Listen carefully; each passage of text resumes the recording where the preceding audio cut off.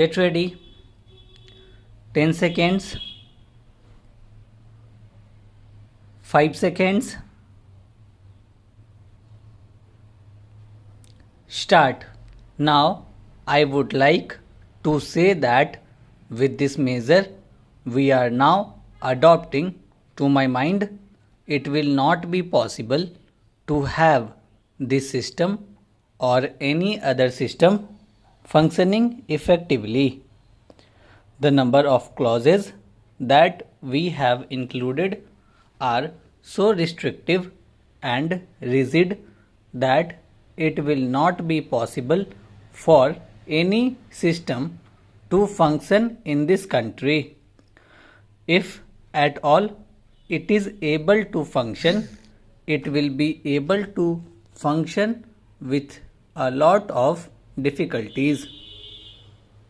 It will be said afterwards that the industrial sector, particularly the private sector, has not been able to deliver the goods. I would like to warn the government that if anything happens in the future in which industrial production or production in the private sector has not gone up, it would be not because of any lack of efforts on the part of the private sector, but because of the measure that we are now adopting.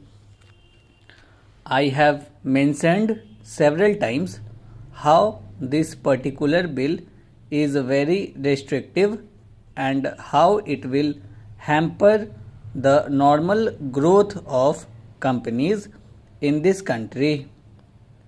It is a pity that when we are on the threshold of the second 5-year plan, such a measure should be passed in this house. I would now like to make a few observations about the speeches of some of the honorable members here. Sri Ashok Mehta justifies the restrictions on managing agents by saying that managing agents are no longer the main source of finance. He also argues that profits have been high and will continue to remain high, and therefore he would like to see the managing agents being paid on a sliding scale. He is in the habit of referring to a number of books and making quotations from a number of them published in America or in other countries, and particularly by some of the professors. I would also like to mention to him that even when companies are floated, it requires a certain amount of confidence amongst the investing public, and it is because a particular firm is managing a particular company that this confidence is created in the investing public. Even there, as the Honorable Finance Minister has said, there is a sort of overall tight control. New banks and insurance companies are not floated nowadays. What you have are the few banks which are existing and the few insurance companies that are existing. The other point is that the credit worthiness of the managing agency firm does not count to a certain extent in getting credit from the banks and other financial institutions. Yesterday, it was mentioned by my honorable friend, that the crux of the problem is the question of payment of remuneration to a particular managing agency system. He said that in this bill, a definite encouragement has been given to the alternative type of management, namely the managing director or the manager, where an individual has been permitted to take 5%, while in the case of the managing agency it has been permitted to take about 10%. I would like to point out to him that it is not merely the question of remuneration which will decide the alternative type of management.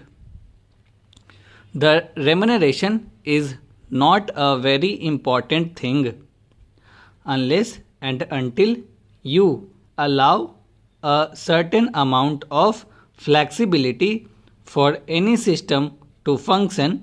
It will not be possible to evolve any other system to take the place of the managing agency system. In spite of so many shackles, you may find that those few business houses which are carrying on now may have to carry on the present basis.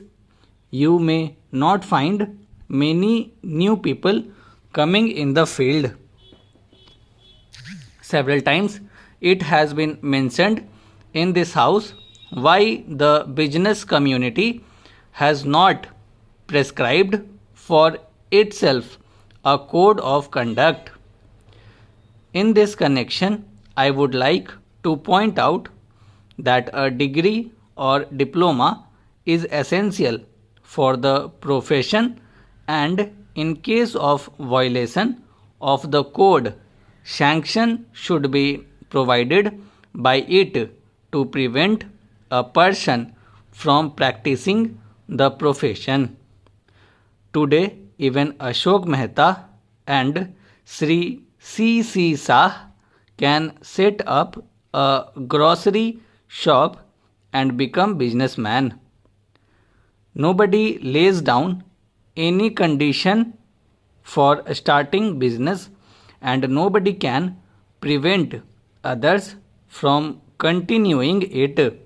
But I would like to point out that with regard to the code of conduct, there is a certain amount of ethics, and there are certain standards and traditions on which business houses function.